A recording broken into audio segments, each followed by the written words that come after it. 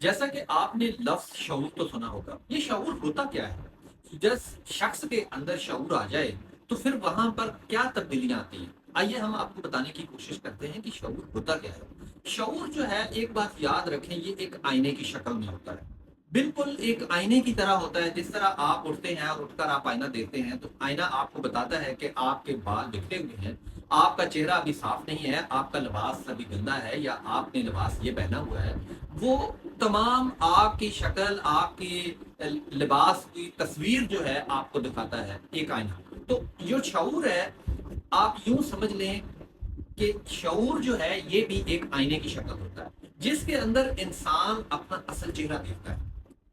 असल चेहरा जो है, वैसे तो हम आईने में देखते हैं, लेकिन जब शऊर आता है तो इंसान अपने अंदर के इंसान को जो है वो बड़ी गौर से देखता है। उसे पता चलता है कि वो इंसान कैसा है।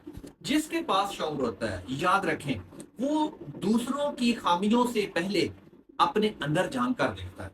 यही निशानी है।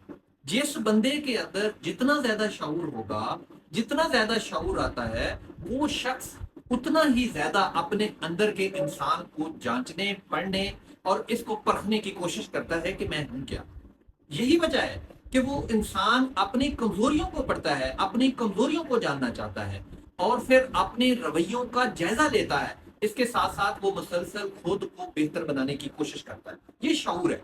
शऊर इस चीज का नाम है। इंसान, जिस बंदे के अंदर, जिस इंसान के अंदर जितना ज्यादा शऊर आ जाए, वो उतना ज्यादा अपनी कमजोरियों को पढ़ने की कोशिश करता है।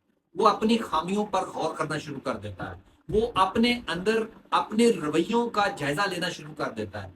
वो मुसलसल खुद को बेहतर करने की कोशिश करता है। ये है, आप यूं समझें कि ये है शऊर।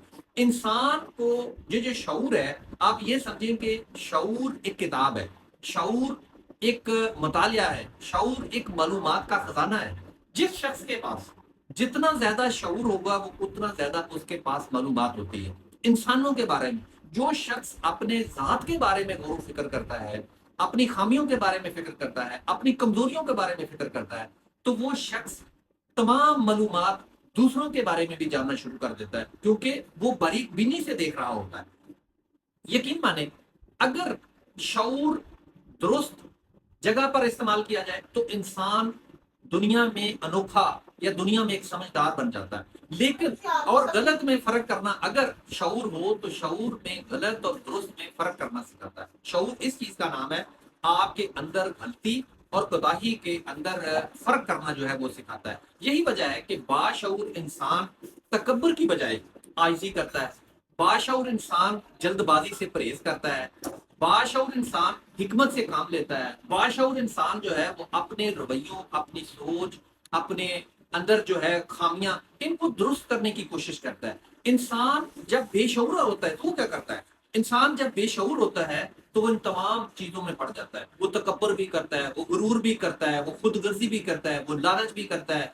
वो शख्स अपनी जात के सिवा दूसरे का नहीं सोचता। ये बेशऊरी है। लेकिन शऊर जब आता है तो इंसान अपने अंदर के इंसान से सोचता है। अक्लमंदी क्या है? अक्लमंदी ये है कि इंसान अपने शऊर को बुलंद करे। अपने शऊर को बुलंद करने का मतलब है इंसान अपने अंदर के इंसान को जानने की कोशिश करे। क्योंकि असल खूबसूरती क्या है?